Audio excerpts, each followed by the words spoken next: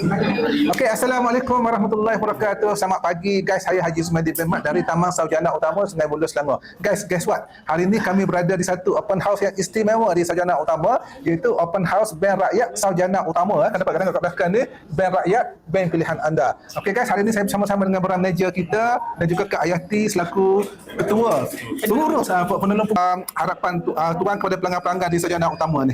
Bismillahirrahmanirrahim. Assalamualaikum warahmatullahi wabarakatuh. Pertama-tamanya saya ingin mengucapkan, kami di Bank Rakyat ingin mengucapkan selamat Hari Raya kepada seluruh warga cawangan Sungai Buloh dan juga kawasan Sarjana Utama terutamanya. So kami mengharapkan warga Sarjana Utama berlangganlah dengan kami. Kami ada beberapa produk yang sangat baik untuk anda semua. Okey, boleh cerita sikit apakah produk-produk yang ada dekat Bank Rakyat Sarjana Utama sekarang ni? Okey.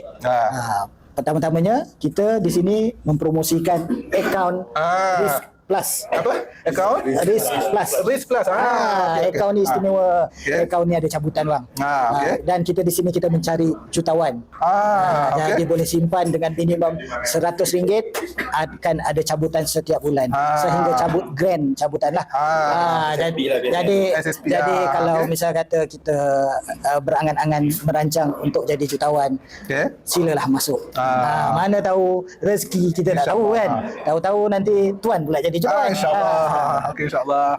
Okey, saya dapat tahu kat sini Bank Rakyat Sarjana Utama ini dia punya customer service ataupun dia punya apa panggil? Hemat pelanggan dia sangat bagus sangat bagus, dapat pujian daripada penduduk Sarjana Utama keseluruhannya. So kami ingin mengucapkan terima kasih banyak-banyaklah kepada Bank Rakyat Sarjana Utama ya. Kita pun terima kasih kembali kepada penduduk-penduduk di kawasan ini kerana menyokong kita. Tanpa sokongan tuan-puan apalah kita. Jadi dengan ada sokongan yang padu, insya-Allah kita akan terus berkhidmat untuk masyarakat di sini. Okey, terima kasih. Okey.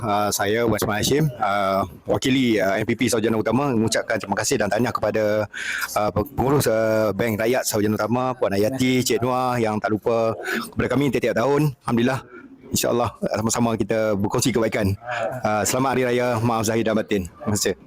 Saya mewakili warga kerja Bank Rakyat Sarjana Utama ingin mengucapkan selamat Hari Raya, maaf zahir batin kepada semua penduduk Sarjana Utama.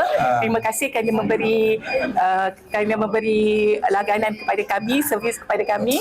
So insyaAllah kami akan buat yang terbaik untuk anda semua penduduk Sarjana Utama. Terima kasih. Amin. Kami semua mengucapkan selamat Hari Raya. Maaf zahir dan batin. Bakal jutawan. Okey.